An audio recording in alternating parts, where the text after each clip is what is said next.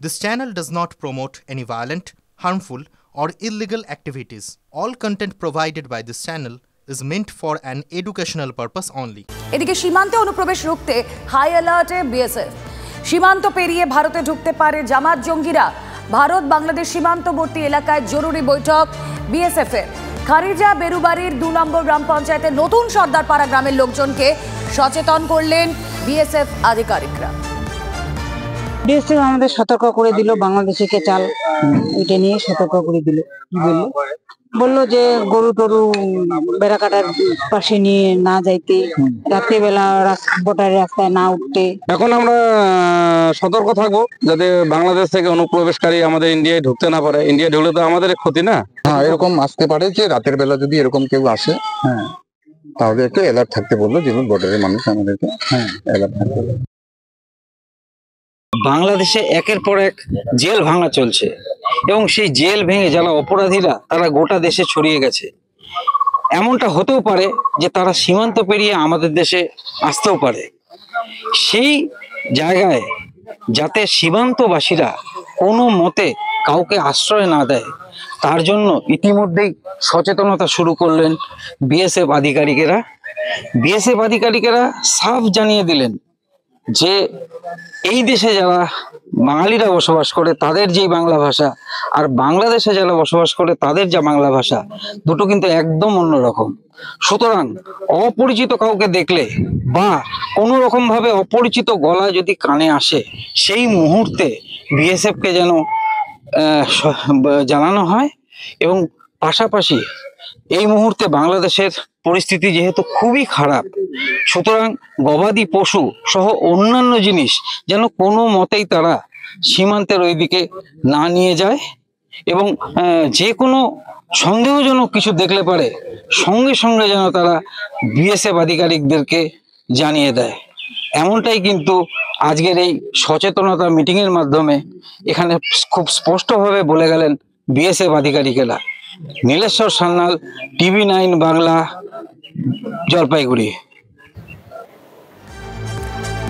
যে আনরেস্ট চলছে এই মুহূর্তে বাংলাদেশে, সেখানে দাঁড়িয়ে আমাদের সীমান্ত এলাকাগুলোর নজর রয়েছে।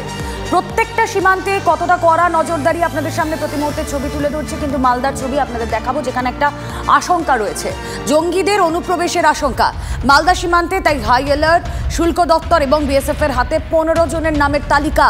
আর এই 15 জনই বাংলাদেশের বাসিন্দা, সীমান্ত এলাকাতেই রয়েছে এমনটাই সূত্রের খবর। মালদা বা হিলি সীমান্ত দিয়ে অনুপ্রবেশ হতে পারে, জেল পালানো জঙ্গিরা ঢুকতে পারে দাবি শুল্ক অধিকর্তার। কথা বলবো আমাদের প্রতিনিধি সুব্রতোষ ভট্টাচার্য রয়েছেন সঙ্গে। সুব্রতোষ, এই মালদা কিংবা এই যে হিলি সীমান্ত, দিনাজপুরের যে সীমান্ত, খুবই সেন্সিটিভ একটা জায়গা এমনিতেই সারা বছরই। এই সময় যখন ওপার বাংলায় আনরেস্ট চলছে, এপারে কি ধরনের সতর্কতা অবলম্বন করা হচ্ছে? শুল্ক দপ্তরের কাছে কি কি তথ্য এসে পৌঁছেছে?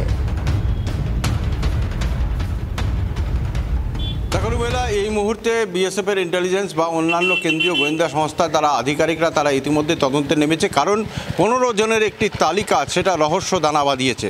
এমনিতে মালদার যেটা মহদীপুর বর্ডার, মহদীপুর সীমান্ত দিয়ে যাতায়াত বহু বাংলাদেশি নিয়মিতভাবে যাতায়াত করেন, এখনও যাচ্ছেন আসছেন।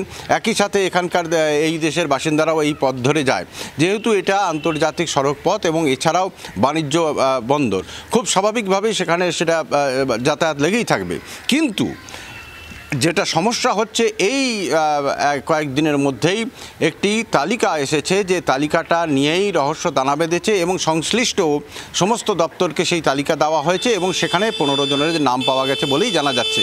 যে 15 জনের মধ্যে এখনও পর্যন্ত যেটা সবচেয়ে বড় বিষয়, যে তাদের মধ্যে যারা রয়েছে শুল্ক দপ্তর থেকে শুরু করে কেন্দ্রীয় গোয়েন্দা সূত্রেও আমরা যেটা জানতে পারছি, যে সেখানে যে সমস্ত জামাতি জঙ্গিরা রয়েছে বা সন্ত্রাসবাদীরা রয়েছে তারা আসতে পারে এবং বিশেষ করে তাদের মধ্যে কয়েকজন এমনও রয়েছে যারা সেই বাংলাদেশ থেকে প্রাণ ভয়ে পালাচ্ছে, তাদেরও থাকার কথা। কিন্তু এর পাশাপাশি যেটা বড় প্রশ্ন, যে কারাগার ভেঙে যে মুক্ত করে দেওয়া হচ্ছে বা সেখানকার সন্ত্রাসবাদীদেরকে মুক্ত করে দেওয়া হচ্ছে, তারা কিন্তু এই বাংলাদেশের চাঁপাইনবাবগঞ্জ, শিবগঞ্জ এলাকাতে আশ্রয় নিচ্ছে বলেই খবর। এবং যেহেতু মালদা মালদার এমন একটা জায়গা, মালদাকে বরাবরই জঙ্গিরা করিডোর হিসেবে ব্যবহার করে, কারণ মালদার ঠিক পাশেই মানে মহদীপুর সীমান্ত থেকে 100 মিটার দূরেও নয়, সেখানে রয়েছে চাঁপাই নবাবগঞ্জ এবং শিবগঞ্জ মতো এলাকা, এবং এই সমস্ত শিবগঞ্জ এলাকা বারে বারে একেবারে আমাদের নজর থাকবে সেদিকেই।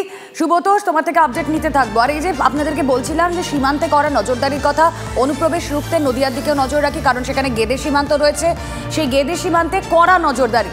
স্থানীয় জনপ্রতিনিধিদের সঙ্গে বৈঠক সীমান্ত রক্ষী বাহিনীর, বিএসএফ এর সঙ্গে বৈঠকে পঞ্চায়েত প্রধান, পঞ্চায়েত সদস্যরা। মহাদেব কুণ্ডু প্রতিনিধি রয়েছেন, আরো ডিটেলে জানতে পারবেন। মহাদেব। হ্যাঁ দেখো, বৈঠক এখনো পর্যন্ত চলছে। বৈঠক শুরু হয়েছে কিছুক্ষণ আগে।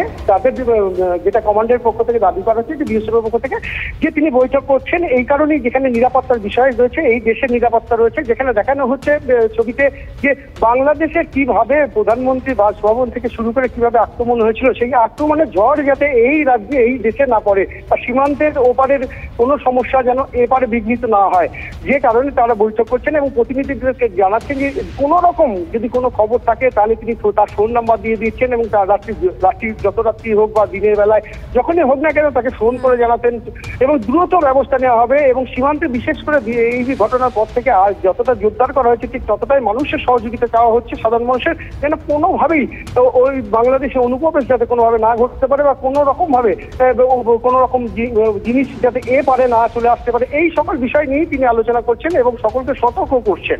রুমেলা, অনেক ধন্যবাদ মহাদেব।